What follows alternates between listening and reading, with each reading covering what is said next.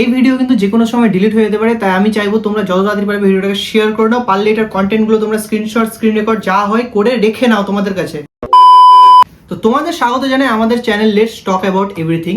তো তোমরা যদি ভেবে থাকো যে থাম্বনেল দেখে যে আমরা পার্টি বা কোনো রাজনৈতিক দলের সম্পর্কে সমালোচনা করবো বা পক্ষপাতিত্ব করবো, তো একদমই না। তোমরা তাহলে ভিডিওটা স্কিপ করতে পারো, কারণ কি আমরা এখানে ফ্যাক্ট তুলবো। হ্যাঁ, পশ্চিমবঙ্গে আজ পর্যন্ত যে ঘটনাগুলো ঘটে চলেছে বা ঘটছে, এই সমস্ত ঘটনা আমরা তোমাদের সামনে আজকে তুলে নিয়ে আসবো, যাতে আসছে ইলেকশনে তোমরা নিজেদের নির্বাচনটি সঠিকভাবে করে নিতে পারো।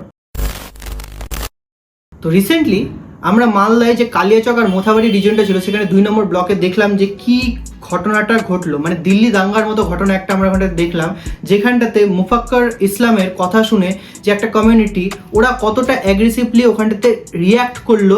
ইভেন 7 জন জুডিশিয়াল অফিসারকে ওখানে ধরে রাখা হয়, বিডিও অফিসের সামনে ভাঙচুর করা হয়। এবং এনআইএ রিপোর্ট থেকে যদি আমরা দেখি, তো প্রায় হাজার হাজার মব ওখানটাতে একসাথে জোটবদ্ধ হয়েছিল। তো এই ঘটনাটা এখানটাতে কেন ঘটলো বা প্রশাসন এটার প্রতি কি স্টেপ নেবে না নেবে, তো যাই হোক এখানটা এবার এটার রিজন যদি আমরা দেখি, এটার রিজন কিন্তু এসআইআর। হ্যাঁ, স্পেশাল ইন্টেন্সিভ রিপোর্ট, যেটা ঘটে চলেছে অনেক রাজ্যেই ঘটেছে, তো আমাদের পশ্চিমবঙ্গ যেটা ঘটলো এই এসআইআরকে ঘিরে এই ঘটনাটা ঘটলো।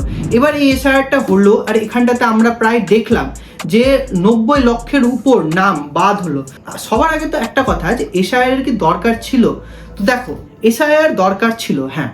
তো হ্যাঁরও রিজন আছে, কিন্তু যদি বলি যে এসআইআর প্রসেসটা কি ঠিকঠাক হয়েছে, হ্যাঁ, তবে এখানটাতে একটা কথা বলা যেতে পারে যে এসআইআর এর যে প্রসেসটা হয়েছে ওটা খুব তাড়াহুড়ার মধ্যে হয়েছে। ওটা আরেকটু ফ্লুয়েন্টভাবে, আরেকটু জাস্টিফাইভাবে করা যেত। তো যাই হোক, এখন এসআইআর ভোটের আগে যেহেতু হয়েছে, অনেক তাড়াতাড়িতে হয়েছে, তো কিছু পার্সেন্টেজ নাম আছে যারা অ্যাকচুয়ালি জেনুইন ছিল, তারা মুশকিলে পড়েছিল। তো এরকমভাবে যদি দেখো, তো অনেক জনেরই নাম, মানে 27 লাখের নাম যারা অ্যাকচুয়ালি না পুরোপুরি বাদের খাতায় না পুরোপুরি সঠিকের খাতায়, তো ওরা এখন পর্যন্ত মানে ইনভ্যালিডের মধ্যেই আছে, তো ওরা বাদ যে হয়ে যাচ্ছে। তো এই টাইপের ঘটনা এখানটাতে ঘটেছে। কিন্তু এসআইআরটা কেন দরকার ছিল? কারণ কি আমাদের এখানে ইনসার্জেন্সি, যদি রিপোর্ট অনুসারে দেখি, তো আমাদের এখানে প্রায় 6.28 মিলিয়ন বাংলাদেশিদের ইনসার্জেন্সি হয়েছে। এটা পশ্চিমবঙ্গের ডেটা।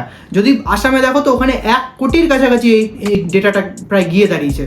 তো দেখো, এই পরিমাণ ইনসার্জেন্সি যে এখানে হয়েছে, তো তার জন্য এসআইআর এর দরকার ছিল। এসআইআর হয়েছে। এবার এই এসআইআর রিপোর্টকে ঘিরে ধরে ওখানটাতে এই লেভেলের যে দাঙ্গা হলো, আরে ভাই, এইসবের জন্য তো কিছু প্রসিডিওর হয়, কিছু জুডিশিয়াল প্রসিডিওর হয়। ওভাবে করো, তোমরা দাঙ্গা করবে, তোমরা একটা সভা সমিতি করো, তাও মানে তোমরা এভাবে দাঙ্গা করবে, ঘিরবে, পাথর ছুড়াছুড়ি করবে, এই জিনিসগুলো এখানটাতে কেন ঘটছে? তো এই জিনিসগুলোকে আটকানো তো অবশ্যই দরকার না?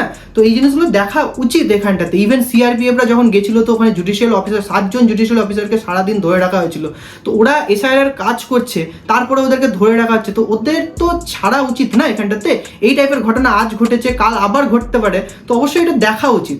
এসআইআর যে নাম বাতিলে আমি বললাম 91 লক্ষ, তো এবার তোমরা যদি এখানটাতে দেখো, মালদাতে প্রায় 2,39,000, মুর্শিদাবাদে প্রায় 4,55,000, আর উত্তর 24 পরগনা প্রায় 3,25,000। মানে এসব জায়গা, যেসব জায়গা বাউন্ডারি মানে বর্ডার ডাইরেক্ট বাংলাদেশের সাথে জড়িত, ওখানে এত এত নাম বাদ গেছে। তার মানে এটা তো পুরোটা ভুল না, ইনসার্জেন্সি তো এখানে হয়েছে, সেগুলো তো আমরা দেখতে পাচ্ছি। ওরা বিভিন্নভাবে নিজেদেরকে আধার কার্ড দেখিয়ে বা কিছু করে, বিভিন্ন রকম চুরি চিটিং করে ওরা নিজেদেরকে এখানটাতে বাসিন্দা হিসেবে যে স্থাপিত করে দিচ্ছে, এগুলো তো ঠিক না। না, ওদেরকে তো বাদ দেওয়া দরকার। ওরা সরকারি ব্যবস্থা, সুযোগ সুবিধা কেন পাবে না? আমাদের যেগুলো জিনিস, আমরা অ্যাকচুয়াল যারা সিটিজেন, তাদের জিনিস ওরা কেন নিচ্ছে? তো এই প্রবলেমটা এখানটাতে আছে। আর সত্যি কথা বলতে গেলে, আমাদের এখানে প্রায় 526 কিলোমিটার এরিয়া বর্ডার নেই, ফাঁকা পড়ে আছে। তো এই বর্ডারটাকে অবশ্যই সরকারের একবার কিন্তু উচিত যে প্রপার ফেন্সিং করে দেওয়া, যাতে ইনসার্জেন্সি বন্ধ হয়। অন্য দেশের নাগরিক এসে আমাদের এখানটাতে দখল কেন করবে? সে এখান থেকে যে কমিউনিটি হোক না কেন, কেউ কেন আসবে? আমাদের দেশের জনসংখ্যা এমনিই অনেক বেশি। তো অবশ্যই এসআইআর কিন্তু দরকার ছিল এখানটাতে। তারপর যদি বলি, পশ্চিমবঙ্গের সবচেয়ে বড় সমস্যা হচ্ছে ইউথ আনএমপ্লয়মেন্ট। পশ্চিমবঙ্গের যদিও জিএসডিপি বেড়ে দাঁড়িয়েছে 7.62%, তারপরে পশ্চিমবঙ্গের ইউথরা ভিন রাজ্যে যাচ্ছে কাজের খোঁজে। আমরা যদি সরকারি অফিসে টোটাল ভ্যাকেন্সি দেখি, তা বেড়ে দাঁড়িয়েছে 2,64,000, আর শিক্ষকদের টোটাল ভ্যাকেন্সি বেড়ে দাঁড়িয়েছে 3,50,000 এর কাছাকাছি মোটামুটি। আমরা রিসেন্টলি দেখলাম প্রায় 26,000 চাকরি সুপ্রিম কোর্ট বাতিল করে দিয়েছে। এই চাকরিগুলো বাতিলের মূল কারণ হচ্ছে কারাপশন, যা সুপ্রিম কোর্ট জানিয়েছে, যার জন্য 2016 পুরো ব্যাচই বাদ হয়ে যায়। ইভেন এসএসসির দ্বারা যে গ্রুপ সি এবং ডি এর পরীক্ষাগুলো নেওয়া হয়, তাতে ভয়ঙ্করভাবে চুরি হয়। সেখানে পরীক্ষার্থীরা মোবাইল ফোন নিয়ে যায়, মোবাইল ফোনের ব্যবহার করে পরীক্ষা দেয়, এবং তারা আনসার কিও জোগাড় করে নেয়। আমরা অবশ্যই চাইবো সরকার যাতে এই লুপ হোলগুলোকে অ্যাড্রেস করে, এর বিরুদ্ধে নেসেসারি স্টেপ যাতে নেয়। আর সরকারি চাকরির অভাবে কিন্তু পশ্চিমবঙ্গে শুধু আনএমপ্লয়মেন্টের কারণ না, এর পিছনে আরেকটা খুব ইম্পর্টেন্ট কারণ হচ্ছে পশ্চিমবঙ্গের শিল্পের অভাব। এমন না যে পশ্চিমবঙ্গের শিল্পের অভাব আগাগোড়াই ছিল, কারণ কি আমরা যদি দেখি তো আমাদের এখানে পাট শিল্প, তাছাড়া যদি চা শিল্প, এগুলো কিন্তু প্রচুর উন্নতির দিকে ছিল।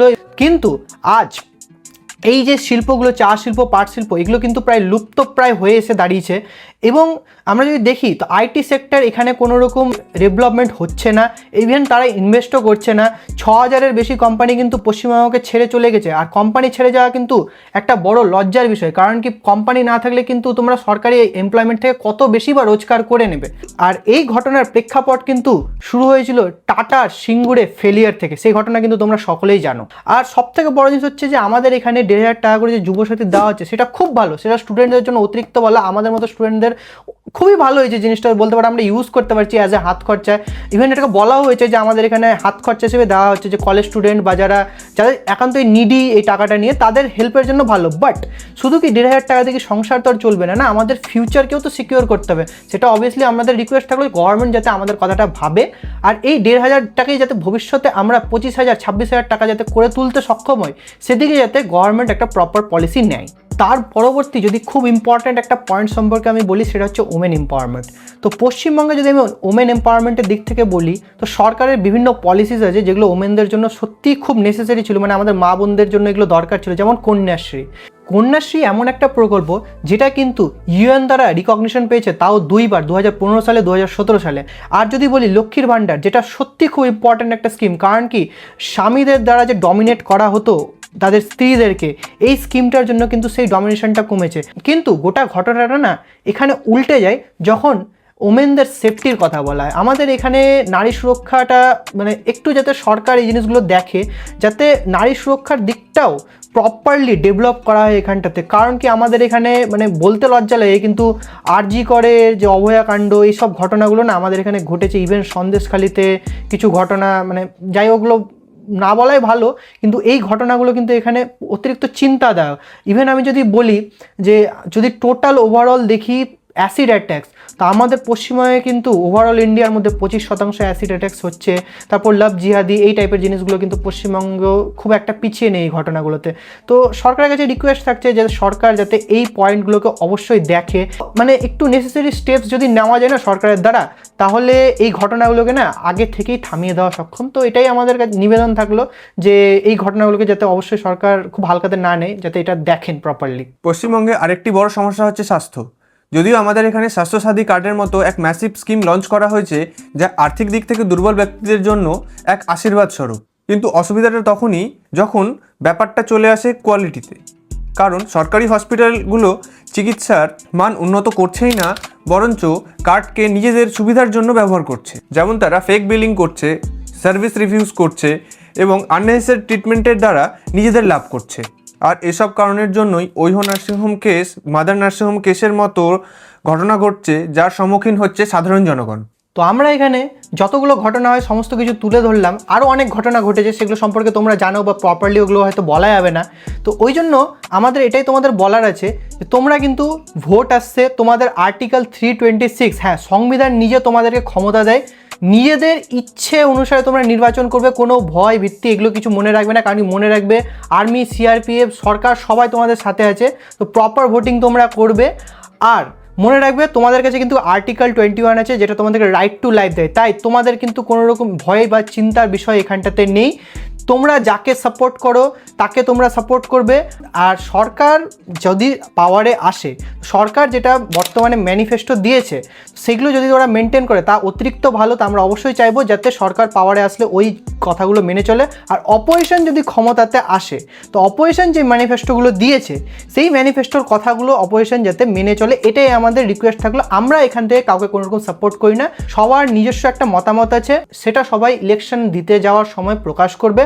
আমাদের যেটা নিজস্ব মতামত ছিল, যা ফ্যাক্ট ছিল, আমরা এখানটাতে তুলে ধরলাম। তো আমাদের ভিডিওটা এখানে। আর ভিডিওটা যদি ভালো লাগে তো ভিডিওটাকে অবশ্যই একটা লাইক করবে, আর যেটা বললাম ভিডিওটাকে শেয়ার করবে, আর চ্যানেলকে অবশ্যই সাবস্ক্রাইব করে দেবে। কারণ এরকম টাইপের ভিডিও কিন্তু আমরা আরও আনবো। এই সমস্ত ঘটনা যা ঘটছে সব আমরা কিন্তু পরিষ্কারভাবে দেখাবো আমাদের চ্যানেলে।